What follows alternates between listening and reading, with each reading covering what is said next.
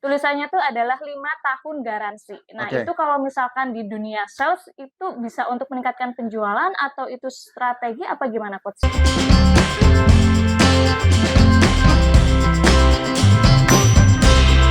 Oke, Coach. Ini ada Yes. satu pertanyaan lagi, Coach. Sekalian Boleh aja ya, boleh. Coach, ya. Boleh, mumpung ya gue Oke. olahraga. Ya, sip. Ya, Entar oke, lagi Coach. udah mau selesai kok. Yuk, lanjut. Oke, siap, Coach. Nah, ini tuh ada berita nih ya, Coach, ya. Yes. Ada satu cewek itu ya, Coach, ya. Yes. Cantik sih, Coach, gitu. Oke. Dia tuh jalan-jalan muterin mall sambil Oke. dia tuh pakai tote bag Oke. gede banget gitu, Coach. Oke. Tulisannya tuh adalah 5 tahun garansi. Nah, Oke. itu kalau misalkan di dunia sales itu bisa untuk meningkatkan penjualan atau itu strategi apa gimana, Coach? Nah, itu kalau saya nyebutnya adalah bukan selling, tapi itu adalah guerrilla marketing. Jadi apa tuh, Coach? Jadi kalau sebuah bisnis, idealnya ada bagian marketing yang mempromosikan kita, ada selling yang fokus hanya jualan saja. Oke. Oke ya. Nah, wanita yang pakai tote bag itu pasti adalah orang yang dibayar. Talentnya gitu ya, Coach, ya? Talentnya. Oke. Itu saya sebut namanya bisa dikategorikan sebagai ambush marketing atau experiential marketing. Oke. Ya, bisa macam-macam. Pengertiannya adalah dia jalan ke tempat rame, dia memakai tas besar itu, Iya, eye catching, betul. pasti berharap ada yang ngontenin, dan akhirnya itu menjadi viral. Iya, betul. Sama seperti konsep yang apa namanya? Yang joget-joget di mall, apa namanya itu? Yang joget di mall, Iya. mendadak dan sebagainya, itu juga yang bisa menarik perhatian dan menjadi direkam.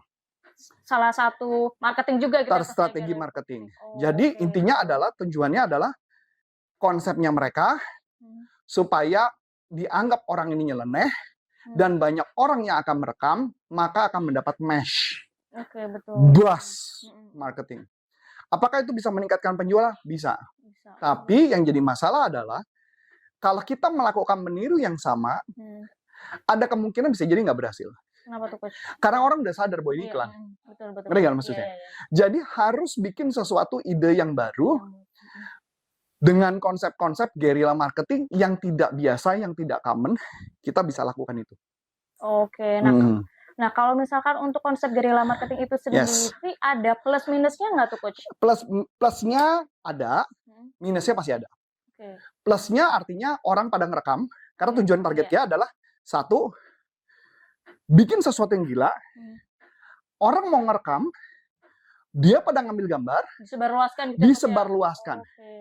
Ya, dan ketika disebarluaskan, itu terjadi proses yang benar. Yang tidak baik adalah brand tersebut bisa saja kena problem. Kenapa tuh, Coach? Karena kalau produknya tersebut bisa saja merendahkan dari produk tersebut. Kalau produk itu produk high-end. Misal, saya tahu itu perusahaan motor.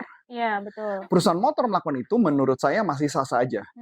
Can you imagine kalau itu wanita, cantik, pakai tas gede gitu, produknya mobil Mercy atau Audi, atau BMW.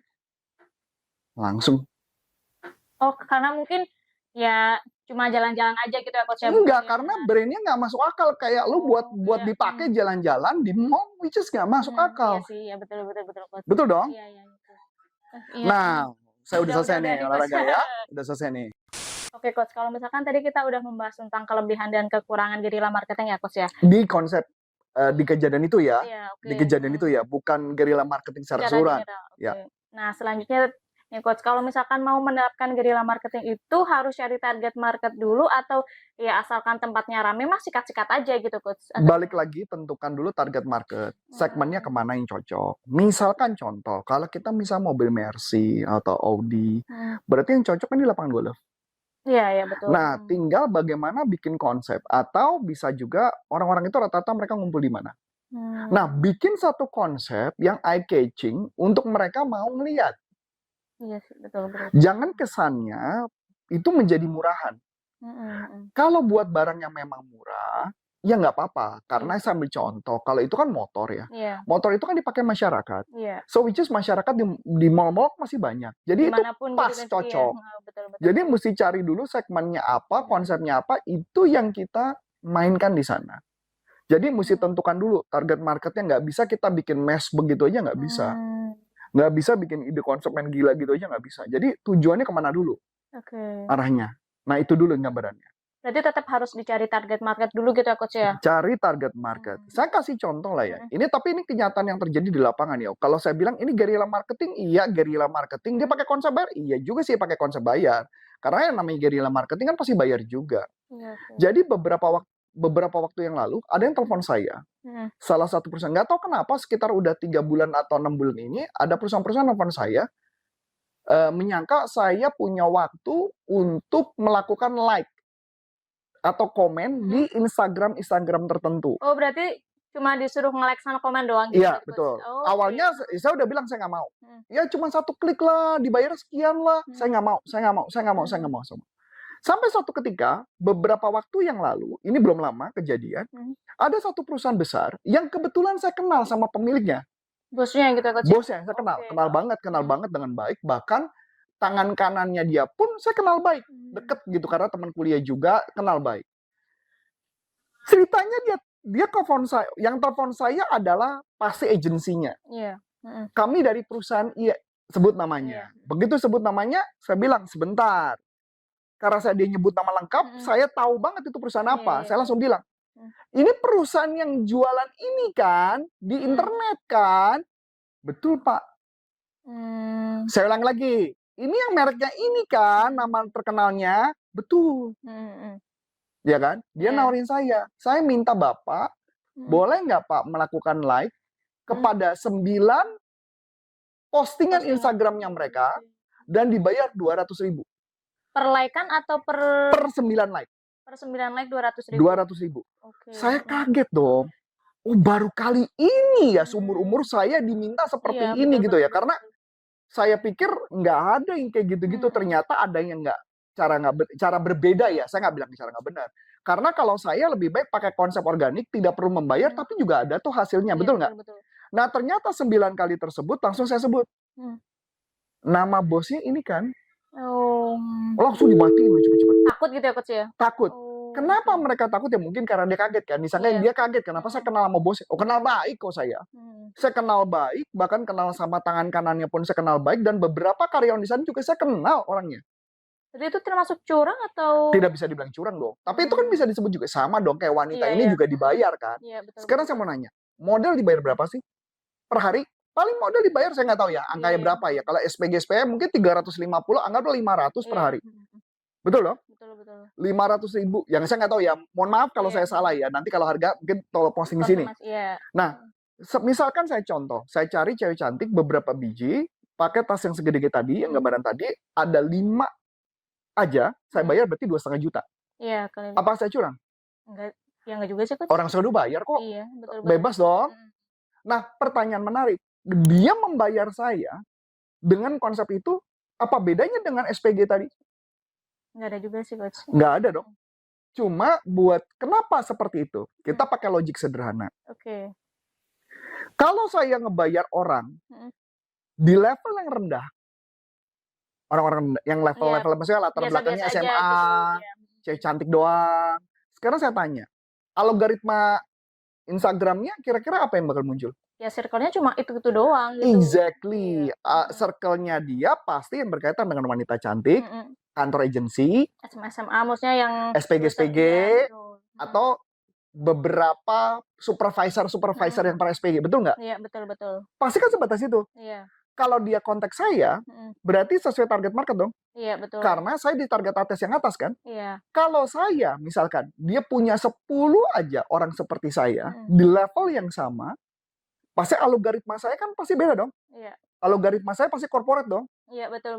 Setuju dong? Setuju. Maka ketika dia like, apa yang bakal terjadi? 10 orang melike 9, dia keluar duit berarti 10 orang berarti berapa? Cuman 2 juta. 2 juta, iya betul. Kecil dong. Iya, betul. Berapa like?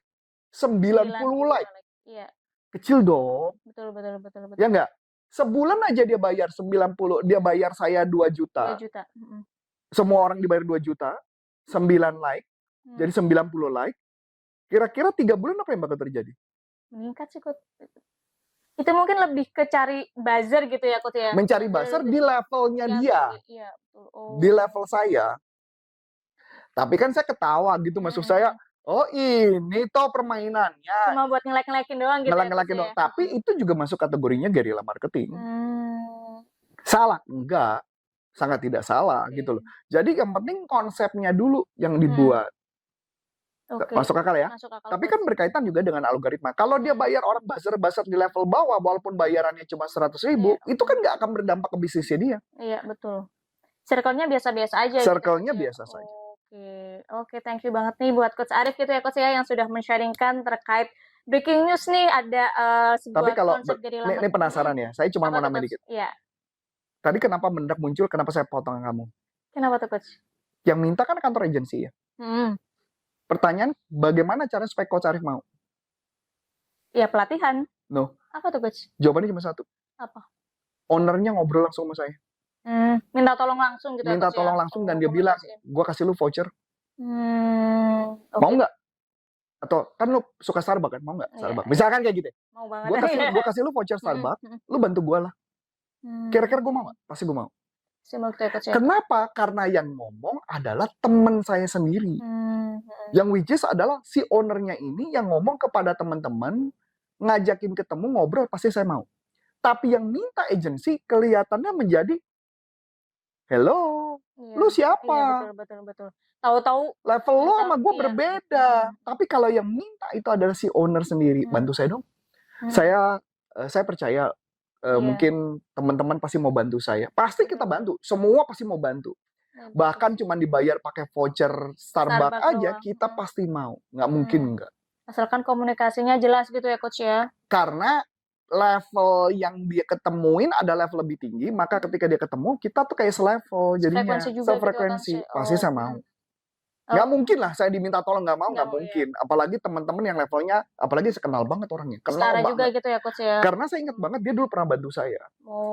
Masa saya nggak mau bantu balik? Betul. Tapi kalau mama yang kroco-kroco yang level yang gitu kayak, aduh gimana siapa ya? Lu gitu ya, kayaknya buat gua 200.000 ya ampun.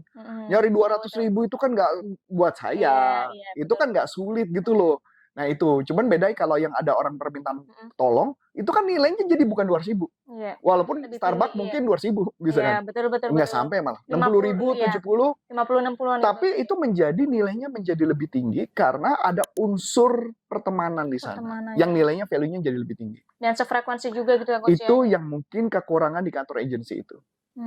Menarik ya? Menarik. Semua itu disusah. Wajar loh ya karena kita kan kita lisensi coach untuk guerrilla marketing kan, langsung dari Mitch Meyerson, pakar guerrilla marketing dunia. Oke, nah thank you banget nih buat Coach Arif ya Coach ya. Sama-sama. Meskipun sedang berolahraga tapi menyempatkan nih untuk tetap sharing juga nih sama teman-teman semuanya. Nah mungkin itu aja nih teman-teman pembahasan kita pada konten kali ini. Halo teman-teman semuanya. Nah aku mau bagi-bagi ebook gratis nih. Ebooknya 10 ide pemasaran guerrilla marketing. Caranya gimana? Caranya gampang banget. Kalian tinggal isi form di bawah ini atau di kolom komentar pertama. Nah kalian bisa isi nomor handphone, email dan juga nama lengkap. Nah nanti kami akan kirimkan ebooknya melalui email ya.